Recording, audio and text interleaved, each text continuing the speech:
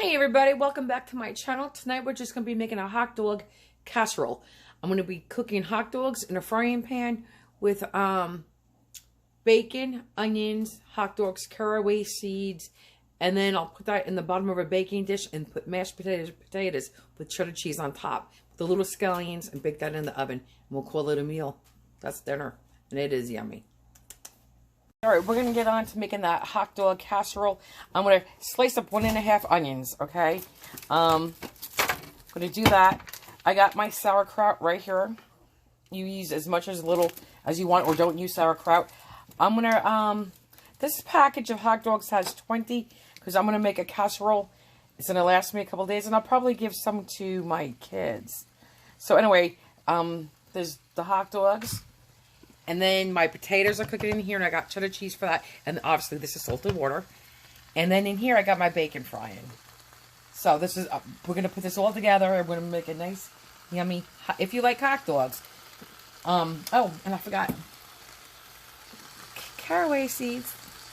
And no salt and pepper in here, guys, because I do think this is going to be flavorful enough. Okay. Well, maybe a little salt and pepper on my onions, but that's it. Just so you know, this is a 5-pound bag of potatoes. I made my mashed potatoes with my cream and butter and pepper. I did not have to salt them because I put enough salt in my water, which doesn't give you the surface salt. It cooks it. You get that salt penetrating through your potato. But anyway, and I threw 2 cups of shredded cheddar cheese in here. I'm going to mix it together. I'm going to throw a little scallions in here, and this is going to be the topping to my casserole. Okay. My bacon's cooked. My potatoes are mashed with the cheddar cheese and scallions. I'm going to take a little bit of the bacon juice, or fat, I should say. Right? It's not juice. Bacon fat. And I'm going to cook my onions in this. Sometimes I will cook my onions and bacon together. It depends. There you go. Onions.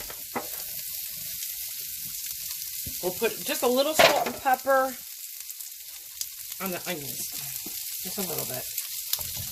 Helps them sweat it. Oops, sorry. A little pepper. Okay. So now I'm just going to cook this down a little bit to give it a jump start, and then I'm going to add my hot dogs. I have 20 hot dogs. I have, it's 15 or 16 slices of bacon. So let's pretend it was 20 slices of bacon. It's like 1 slice of bacon per hot dog.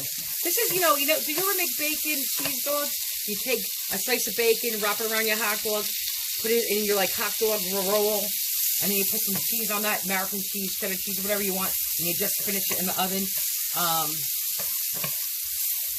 It's really yummy. So this is the same thing, minus the rolls. We got potatoes. So, all right, I'm just going to, like I said, start this, let it cook down just a little bit. Then I'm going to get my hot dogs in here. I like my hot dogs to get a little bit of color, because color is flavor, and you know I like my flavor. So, okay, I'm just going to do this till they sweat down a little bit more.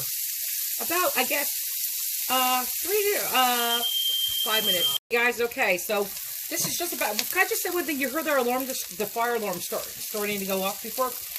You can see nothing was smoking, nothing was burning, so I don't know why that happened. But anyway, back to this. Oh, let me put the light on for you guys.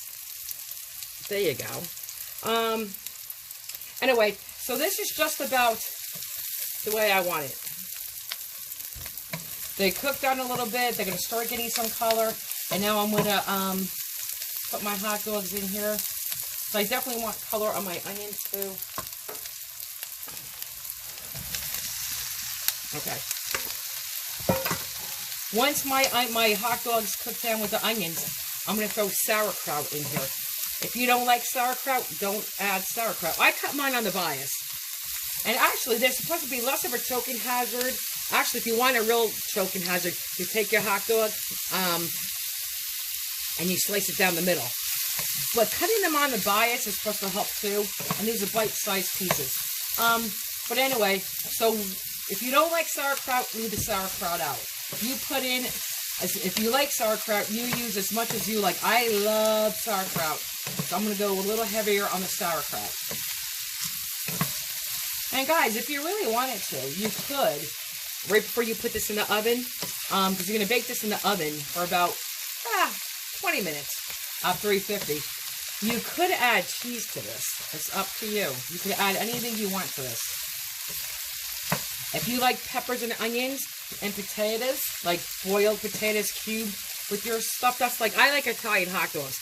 That's when you take hot dogs, you put it on a Italian hoagie roll, and you put peppers and onions and like potatoes on there. So you could do something like that in here too. Okay. I'm going to leave it alone and just let it brown and cook. Hey guys, this is what it's looking like. The longer you cook this, the more the hot dogs will shrink down. They'll get tighter. You can see they're starting to get a little color on them. They're getting a little bit smaller, and that's exactly what I like. I'm going to cook it a little bit longer. But guys, you know, I do a really nice sausage recipe like this too. I take Italian sweet sausage, cut it on the bias. I'll put it in with peppers and onions and lots of garlic. I mean, like fresh garlic. And cook it down, and then I'll serve it over white rice. It is delicious. Really yummy. You can use hot sausage. You can do a mixture, whatever you want. And as far as this goes, if you wanted to, I think I did record. I was saying you could add cheese to this before you baked it in the oven. You could also add a little barbecue sauce to this. Not a lot, but a little bit. All right, I think a couple more minutes, like I said. I want it a little bit more brown on some of the pieces. Okay, guys, I want to add the bacon back. Again, 20 hot dogs is about 15, 16 slices of bacon. So we're going to pretend it's 20 slices of bacon. So it's almost like a slice of bacon per person. And if you have if my husband eats 2 hot dogs and I eat 1 hot dog, if we were keeping this all ourselves, you would get 7 meals, almost 7 meals out of this. Definitely 6. For the next meal, it would be 1 hot dog each. But I'm giving this away. We're going to have some tonight. Maybe a little leftovers, but I'm going to give some to my sons and their spouses. So. Or guys, and there's no shame. If you're big eaters and you as a woman can eat 2 hot dogs, and your husband or your wife, whatever it is, can eat 4 hot dogs, that's fine. I mean, it's not the healthiest, but that's okay. You know what I'm saying? Sorry. Since my bacon is cooked, let me stop yapping and add my sauerkraut. And guys, even though I like a lot of sauerkraut, one time I added too much sauerkraut, and it was a little overpowering. The sauerkraut took over. I don't care if the juice gets in there. I'm not squeezing it. I'll squeeze a drop out in the bag, but I like it to have lots of liquid in here too. Okay, I'm going to add a little bit more, but I'm going to be careful, like I said, because this can take over your dish right away. Okay, now I'm going to add a little bit of caraway seeds, and I'm going to be careful with that bacon in there. So maybe, because this is strong, guys, this is what you use to cook rye bread with. When you make rye bread, you want to taste it, but you don't want to overpower. So I would say that was what? A 1/4 teaspoon, maybe a little bit more. Definitely not a 1/2 teaspoon. I did not. If you like it and you want to add a 1/2 teaspoon, you can. That's up to you. A 1/4 teaspoon gives you enough to taste it. And if you don't like rye bread, leave it out. Do not put it in. You could put celery seed in here as a pinch. I think I'm going to add just a drop more sauerkraut. Just a drop. I think I want a little bit more. No, maybe not. Okay. I'm going to cook this for like another minute, and then I'll put it in my baking pan, and I'll show you what it looks like once I put the mashed potatoes on. I gotta go wash my hands. This is what it looks like before we put the mashed potatoes on. Okay, you can see this is a 9x13 pan, and it's all filled up. Well, it should be with all those hot dogs, right? Guys, I put the potatoes on, and listen, just so you know, that's the cheddar cheese. You don't have to put scallions in your mashed potatoes. I do. And if you're going to use scallions, don't forget you put onions in your hot dogs so you don't want to overload. And I'm also going to do a little dollop on top of scallions. So, and I'm not going to put my hand in the camera, but I'm going to do that. And I'm going to stick it in the oven for, like I said, 20 minutes at 350, but I'll check it after 15. Guys, here you go, out of the oven. You could make this a little browner on top if you want. I don't like my potatoes brown like that. But here we go. I'm going to cut into it. Hey guys, here are some leftovers that you can see. See how nice and high the potatoes were in there? How thick that layer of potatoes was. You know what I forgot to add to my hot dog mixture when I was cooking it in the frying pan? Mustard. I always add mustard. If you don't like mustard, you don't have to add it. If you want to add some ketchup, you could add some ketchup. But I forgot my mustard, but that's okay. It was very yummy without it.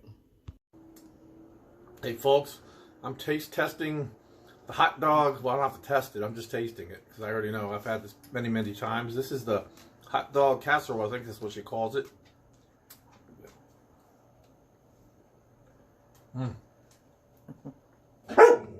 Ruffles. You would never think marrying three basic things like mashed potatoes, hot dogs, and bacon. Actually, four things. Sauerkraut.